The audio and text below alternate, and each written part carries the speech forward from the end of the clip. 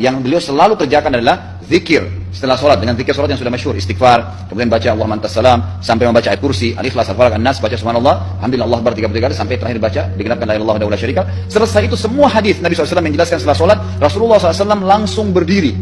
Memang beliau tidak pernah berdoa habis sholat waktu itu. Memang begitu. Bukan doanya yang jadi masalah, bukan. Karena Rasulullah tidak kerjakan, jadi kita tidak kerjakan. Saya tekankan dalam pengajian saya, kalau Anda punya hajat berdoa, berdoalah setelah sholat ba'diyah. Insya Allah aman.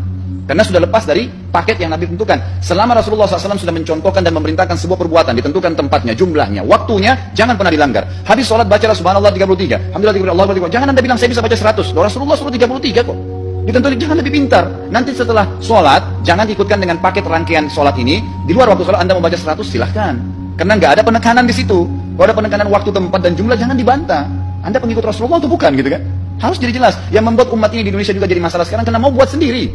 Semaunya sendiri. Kenapa akhi, kenapa Pak Kiai, kenapa Habib, kenapa Ustadz, kenapa buat ini? Bukankah Rasulullah tidak mencontohkan? Oh nggak apa-apa, ini kan baik. Loh, kalau semua orang berkata seperti Anda, apa yang tertinggal dari agama kita? Kira-kira apa lagi yang tertinggal? Nggak ada kemurnian agama, karena semua orang mau buat semaunya, gitu kan? Semaunya sendiri. Pindah rumah, baca berzanji. Apa itu sejarah Nabi? Kenapa baca berzanji, saudaraku? Rasulullah waktu pindah rumah pernah baca-baca gitu nggak? Nggak pernah. Kenapa dibuat? Anda Muslim bukan? Muslim, ya saya harus ikuti. Kalau tidak akan terus ini mengakar nih. Anda buat satu bid'ah sekarang. Bid'ah itu lawannya sunnah. Anak Anda akan buat 10 bid'ah, cucunya akan buat 100 bid'ah, akan banyak bid'ah merakar di masyarakat, dan agama akan ditinggalkan. Kemurnian sunnah akan hilang, gitu kan? Ini bahaya. Ingat, Nabi SAW mengatakan kepada kita dengan hadis yang sangat jelas. Hadis sahih riwayat Imam Ahmad bunyinya begini: semoga Allah merahmati umatku yang menukil dariku seperti apa yang aku ajarkan atau sebutkan. Sampai ulama hadis mengatakan Nabi ucapin habis sholat astagfirullah, maka sahabat tidak ada berani menambah azim. Nggak ada sahabat yang bilang astagfirullah azim habis sholat, nggak ada. Astagfirullah saja, kan Nabi ucapin itu. Mereka mengakui tidak lebih pintar daripada Nabi SAW. Kenapa kita harus tambah astagfirullahaladzim, wali walidayya, wali muslimin, panjang? Dari mana ini semua? Ditambah-tambah, diambil-ambilin, kenapa? Akhirnya keluar dari ajaran Nabi Muhammad SAW. Ini masalah, gitu kan? Kenapa harus? Apa betul Nabi Muhammad jarang berdoa selesai sholat wajib? Jangan memahami hadis fi'li. Mana perbuatan Nabi? Mana perbuatan Nabi? Ucapan Nabi? Ma'udhifa ila Nabi SAW min qaulin, ucapan, au fi'lin, perbuatan, au takririn, tiga-tiga ini sunnah. Ketika Nabi ditanya, apa doa yang paling makbul ya Rasulullah? Apa kata Nabi? Jawfil lail, doa tengah malam selesai tahajud. Yang kedua, ba'dal maktubah, selesai sholat fardu. Kenapa dibeda-bedakan? Qauli, fi'li, takriri. Tak pernah ulama memisahkan antara itu.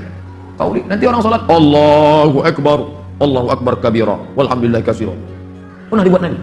Mana pernah Nabi baca Allahu Akbar kabira? Itu takriri, sahabat yang buat. Allahu Akbar kabira, walhamdulillah katsira, subhanallah buqatahu asila. Selesai sholat Nabi tanya, siapa yang baca Allahu Akbar kabira tadi?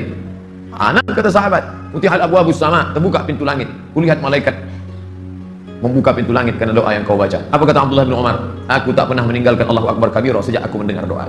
Takriri. Jadi jangan sikit-sikit. Pernah tak dibuat Nabi? Pernah tak dibuat Nabi? Pernah tak dibuat Nabi? Macam mesin Taylor. Tadi selesai sholat, apakah berdoa atau berzikir? Ada sebuah hadis yang sahih yang mengatakan di antara waktu mustajab itu adalah fi duburi al-fara'id atau fi duburi as-salawat al-maktubah. Di duburnya, penghujungnya salat wajib itu ada doa mustajab. Menentukan kalimat dubur ini jamaah, terjadi perbedaan pendapat. Apakah di penghujung salat sebelum salam atau selesai salam? Yang berpendapat bahwasanya itu sebelum salam. Jadi selesai baca salawat buat Nabi SAW mengatakan innaka hamidum majid, itu doa sebelum salam. Karena itu yang sering dilakukan Nabi Muhammad SAW, sebelum salam selalu berdoa. Pendapat kedua mengatakan ya selesai sholat memang. Jadi selesai kita berzikir, selesai kita astagfirullah 3 kali, Allahumma antas salam, terus baca subhanallah, alhamdulillah, Allahu akbar, kemudian baca ayat kursi, kemudian baca qul huwallahu ahad, qul a'udzu bil falaq, qul a'udzu bin nas, kemudian kita mau berdoa, silahkan. Jadi namun Nabi SAW tidak memimpin doa berjamaah selesai sholat. Artinya Rasulullah SAW di Masjid Nabawi yang bertahun-tahun beliau sholat di sana, tidak disebutkan dalam hadis sahih pun yang menyebutkan Nabi SAW memimpin mereka doa pada waktu itu. Tapi kalau doa, fadhol. Kalau memang ada permohonan ketika itu, silahkan. Tapi yang lebih utama sebelum salam. Maka Syekh bin Utsaimin rahimahullah ta'ala mengatakan semua hadis yang berkaitan dengan doa itu sebelum salam, semua hadis yang berkaitan dengan zikir itu selesai salam. Itu makna dubur as-shalah, penghujung salat itu jemaah. Baik, kalau Anda menonton tayangan kami, melihat di YouTube, jangan langsung disimpulkan ya. Jangan langsung simpulkan. Lihat dulu dalam suasana apa saya mengajar, di mana saya mengajar, dan apa yang ditanyakan kepada saya dalam konteks apa saya menjawab.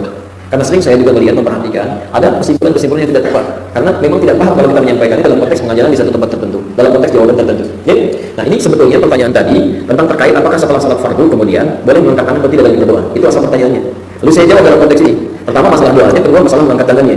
Kita sampaikan bahwa yang pertama dalam keterangan hadis-hadis Nabi SAW, Nabi SAW itu selalu memanfaatkan salatnya di dalam salatnya dengan doa. Karena salat sendiri disebut dengan doa.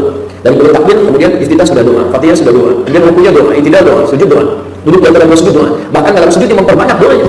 Sehingga karena semakin banyak doa yang dilakukan dalam salatnya, setelah salat itu beliau memperbanyak zikir-zikirnya yang tadi saya sampaikan. Zikir-zikir yang istighfar, kalimat-kalimat yang lain. Sedangkan doanya itu disedikitkan. Disedikitkan ini yang kira-kira belum dibacakan dalam salatnya tadi, atau mengomentari kebutuhan yang ada setelah salat. Makanya saya simpulkan jangan berdoa bukan dimaksudkan tidak pernah berdoa, tapi sekiranya doa yang belum dibacakan dalam salat dibacakan setelah salat, atau ada kebutuhan yang dimintakan baru boleh berdoa di situ. Kalau sekiranya tidak ada kebutuhan maka boleh maksimalkan dengan zikirnya. Itu yang saya maksudkan. Sedangkan doa-doa yang simpel, wa man kasara doa, wa ma yang batik wa syukur hasna ibadah sini bacakan. Kadang-kadang Nabi berzikir sahabat sudah berdoa, ada yang begitu. Ada, nanti kita lihat materi berikutnya apakah zikir ini apakah jahar, apakah berjamaah, apakah sendirian, itu materi berikutnya. Tapi yang paling menarik ketika Nabi berzikir sahabat ada yang berdoa. Buka kitab Al-Qaidah Islamiyah karangan Said Sadat, halaman 29 posisi paling kanan di pertengahan hadis nomor yang keempat. Ini ketika Nabi sedang berzikir ada sahabat yang berdoa. Allahumma innaka antal ahad as-samad alladzi lam yalid wa lam yulad wa lam yakul lahu kufuwan ahad. Allahumma inni as'aluka an taghfira li. Ya Allah, saya akui, saya yakini Kau adalah Allah al-ahad, satu-satunya yang tempat bergantung, tidak beranak, tidak diperanakan, tidak ada sekutu bagimu ya Allah. Hamba memohon ya Allah, mohon ampuni dosa hamba. Kata Nabi, tahu dari mana kau berdoa itu? Anta ditahu dari Allah. Ini adalah doa. Jika doa yang dia jawab, wa yasir lahu Allah. Doa ini kalau kau mintakan dengan itu akan dikabulkan, kalau berdoa akan dijawab. Dikomentar oleh Nabi SAW, yang berdoa sahabat. Nabi sendiri sedang berpikir di situ. Dia sendiri. Jadi kalimat-kalimat berdoa pasca salat yang saya sebutkan jarang, bukan berarti tidak berdoa, tapi sesuai kebutuhan yang tidak dipanjatkan dalam salatnya. Dia sendiri. Baik. Nah sekarang dari situlah kami disimpulkan yang mengatakan kami menurut hadis Nabi Tirmidzi Nabi tidak pernah mengangkat tangan setelah selesai salat fardu, karena memang yang dibacakan Nabi setelah selesai salat itu zikir, zikir kalimat thayyibah bukan doa. Antum saat istighfar mengangkat tangan enggak? Astagfirullah, astagfirullah, astagfirullah. Tidak kan? Ya saat doa itu yang diangkat. Doa mengangkat tangan sering Nabi mengangkat. Sampai turun ayat Quran mengatakan Nabi sering mengangkat tangannya bermohon. Quran surah kedua Al-Baqarah ayat 144 posisi paling tinggi sebelah bawah. Ketika Nabi meminta kiblat dipindahkan ke Al-Masjidil Haram. Qad nara taqalluba fis sama. Kami sering melihat engkau menengadahkan wajahmu ke langit memohon, mengangkat tangan memohon kepada ya Allah, ya Allah. Mengalihkan kiblat tidak. Baik. Jadi yang dimaksudkan kenapa jangan mengangkat tangan? Ya tidak mengangkat tangan setelah selesai salat fardu. Itu bukan berarti tidak berdoa, bukan. Karena Nabi langsung berzikir dengan kalimat istighfar yang tadi kita uraikan itu. Sedangkan kalimat itu tidak menuntut mengangkat tangan. Jadi bukan mengangkat tangan pasca berdoa itu boleh-boleh saja. Kalau antum misalnya ingin berdoa, mengangkat tangan boleh. Bahkan hadisnya banyak di situ yang menerangkan bahwa orang-orang yang mengangkat tangan saat berdoa, masya Allah, itu lebih cepat dikabulkan oleh Allah Subhanahu Wa Taala. Bahkan bahasa hadisnya Allah sangat malu kalau membiarkan orang mengadakan tangannya tanpa mendapatkan apa-apa dalam keadaan hampa maksudnya. Jelas sih. Jadi kalau membaca hadis, jangan kalimatnya begini langsung disimpulkan, tidak. Ada ilmunya di situ. Harus dilihat. Tidak semua hadis yang antum baca terjemahannya begini, maknanya begitu, belum tentu. Belum tentu. Saya sering sampaikan, salat sunnah paling baik gimana darurat. Di rumah, jangan sampai sini bacanya.